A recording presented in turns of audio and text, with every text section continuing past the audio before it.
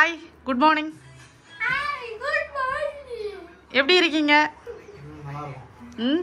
12 மணிக்கு கிளம்பியிருக்கீங்க. அப்புறம் எப்படி நல்லா இருக்க மாட்டீங்க?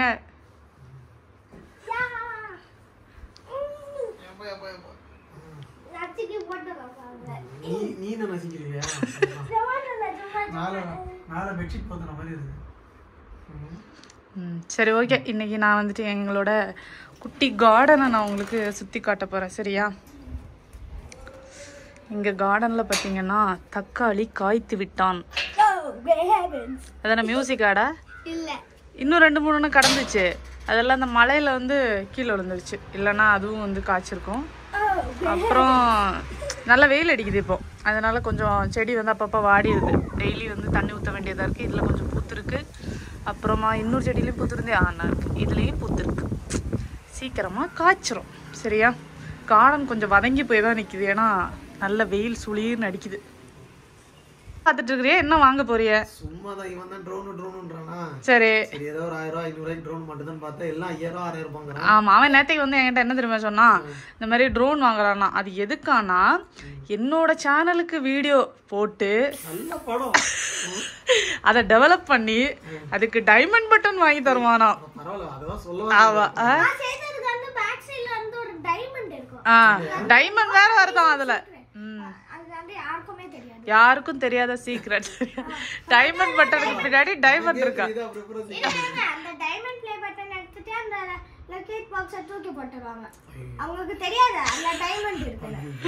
ஐயோ, சரி. எக்ஸாம் எல்லாம் எப்படி பண்ணிருக்க தனேஷ்? ரொம்ப நல்லா பண்ணிருக்கியா? தனேஷுக்கு நான் வராது, லா தான் வரும். உங்களுக்கு அந்த மாதிரி ஏதாவது வராத ஐட்டம் ஏதாவது இருக்கா? நமக்கு எல்லாமே வரும். நமக்கு வராத ஐட்டமே கிடையாதுல்ல. சரி, எங்கேயாவது வெளில போலாமா தான்?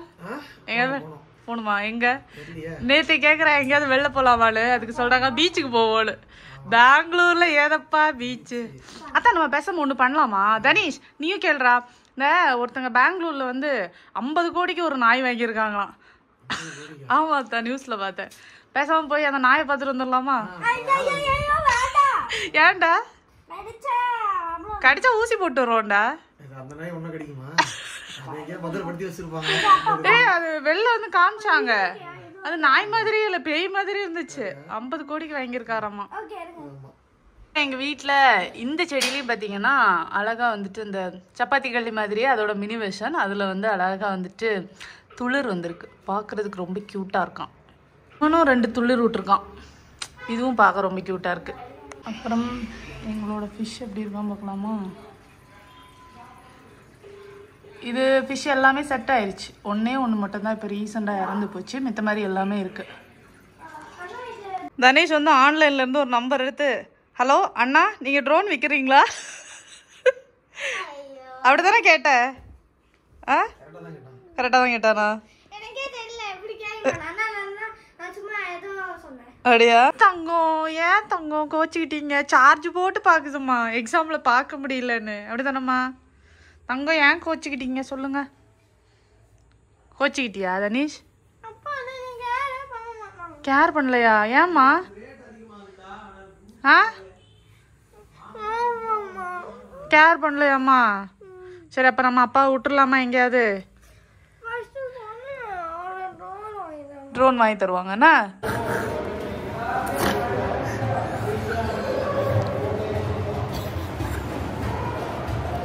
எதுக்கு என்ன சிரிப்பு?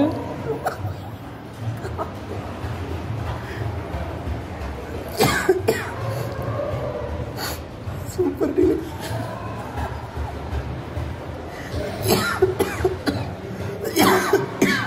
அசிஸ்டன்ட், பேக்கை கரெக்டாக போட்டு எடுத்துட்டு வாங்க.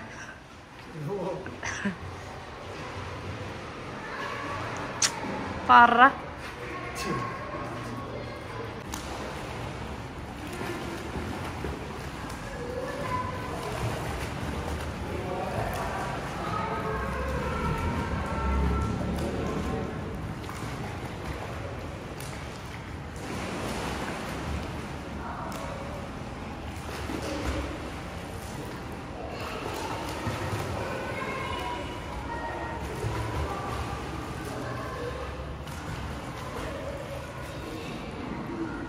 சூப்பர் தனீஷ். சூப்பர்.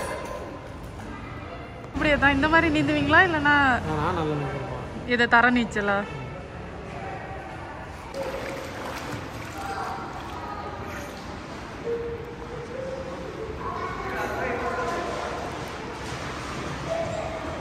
சூப்பர்டா.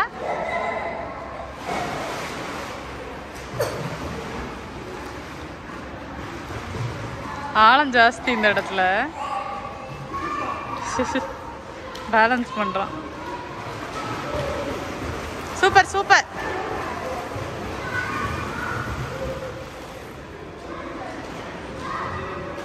ஹாய்.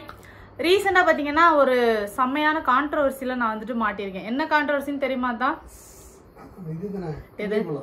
கிர்னிப்பழம். கிர்னிப்பழ கான்ட்ரவர்சியில தான் மாட்டியிருக்கேன். அது வந்து கிர்னிப்பழம் இல்லை முலாம்பழம் அப்படிங்கிற மாதிரி நிறைய பேர் வந்துட்டு கமெண்ட் பண்ணியிருந்தாங்க. இப்போ ரீசெண்டாக ஒரு 4 நாளைக்கு முன்னாடி நான் வந்துட்டு ஒரு ஷார்ட்ஸ் ஒன்று போட்டிருந்தேன். அதில் பார்த்துட்டு நிறைய பேர் வந்து இது வந்து முலாம்பழம் கிர்னிப்பழம் இல்லை அப்படிங்கிற மாதிரி சொல்லியிருந்தாங்க. அது கிர்னிப்பழமா முலாம்பழமா? தான் அது வந்து சென்னையில கிர்னிப்பழம் சொல்லுவாங்க. கிர்னிப்பழம் சொல்லுவாங்க. நான் கேட்டதில்ல, சொல்லுவாங்களா இருக்குமா? சரியா, நம்ம அப்படியும் வச்சுக்கலாம் இப்படியும் வச்சுக்கலாம். உங்களுக்கு எந்த பேர் ஈஸியா இருக்கோ அந்த பேரே வச்சுக்கோங்க. நான் கிர்னி பழம் தான் கேள்விப்பட்டேன், அதனால அதை சொன்னேன். என்ன கான்ட்ரவர்சி அப்படின்னா என்னன்னு தெரியுமா மக்களே உனக்கு? என்ன லாஸ்ட் டைம் என்னோட அம்மா அந்த கிர்னி பழம் வாங்கினாங்க. கடைக்காரங்க சொன்னாங்க 10 ரூபான்னு.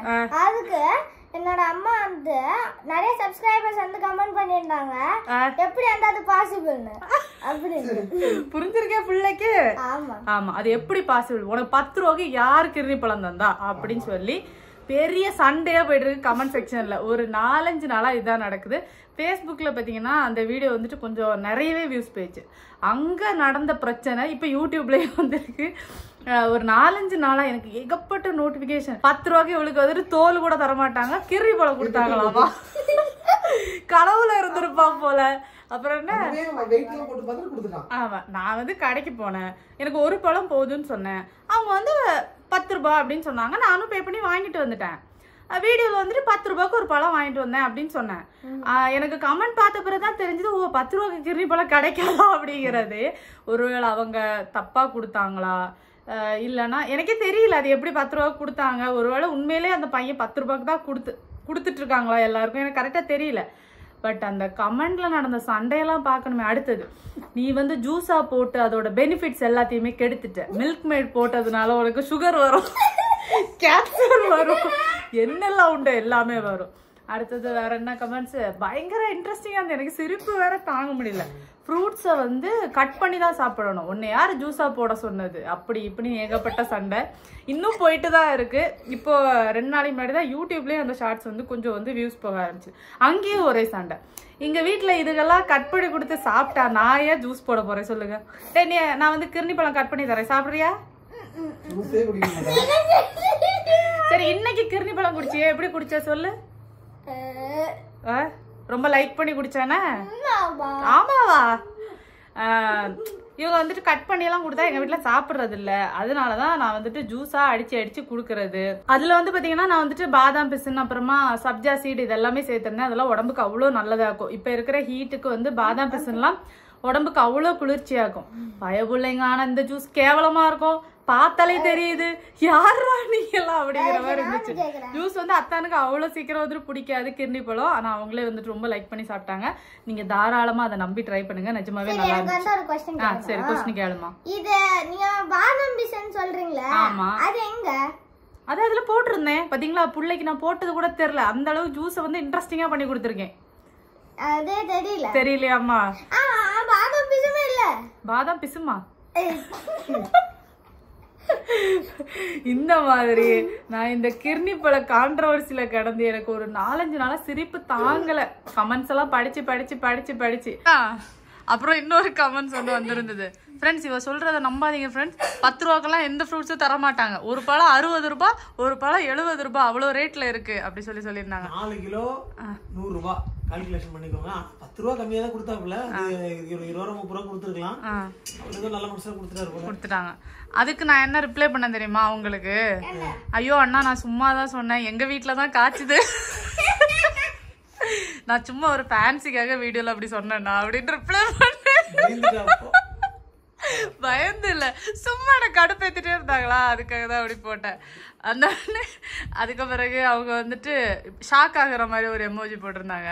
அது கீழே போய் சொன்னேன், இதுல நான் போய் சொல்லி எனக்கு என்ன ஆக போகுதுன்னா, இப்ப நான் வந்துட்டு 10 ரூபாய்க்கு ஒரு பழம் கொடுத்தாங்கன்னு சொன்னோடனே எனக்கு Facebookல இருந்து 1 கோடி ரூபாய் தரப்போறாங்களா என்ன சொல்லுங்க அப்படின்னு.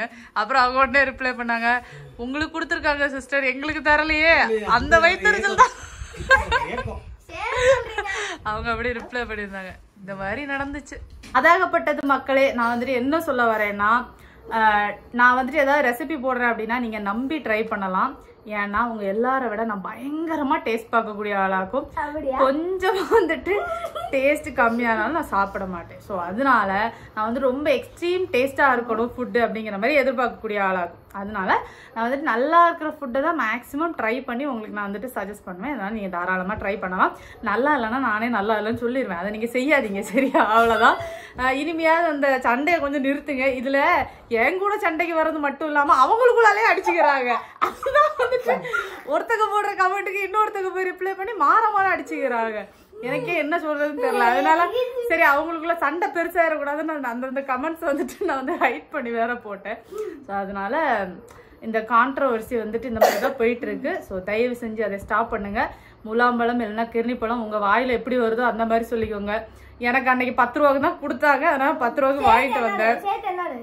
உங்க ஊர்ல கிர்னி பழம் வந்துட்டு என்ன ரேட்டு கொடுக்குறாங்க அப்படிங்கறதே கமெண்ட்ல சொல்லுங்க, நான் தெரிஞ்சுக்கிறேன். நான் வந்து 2-3 நாளாவே அந்த நான் வாங்கின அந்த பையன் வந்துட்டு இருக்காங்களான்னு நானும் அத்தானும் பார்த்தோம். ஆனா வந்துட்டு இல்ல. மேபி எனக்கு 10 ரூபாய்க்கு ஒரு பழம் கொடுத்தாலும் லாஸ் ஆகி போச்சோ இல்லை தெரியல. அதுக்கப்புறம் காணவே இல்லை அந்த பையனை. சொல்லுமா, சொல்லி தொலையும். என்னோட அம்மா சொன்னாங்க அவங்க கூட ஃபைட்டிங் பண்ண கூடாது. சேத்தனோட அம்மா ஆர்கியூ பண்ணிராதீங்க.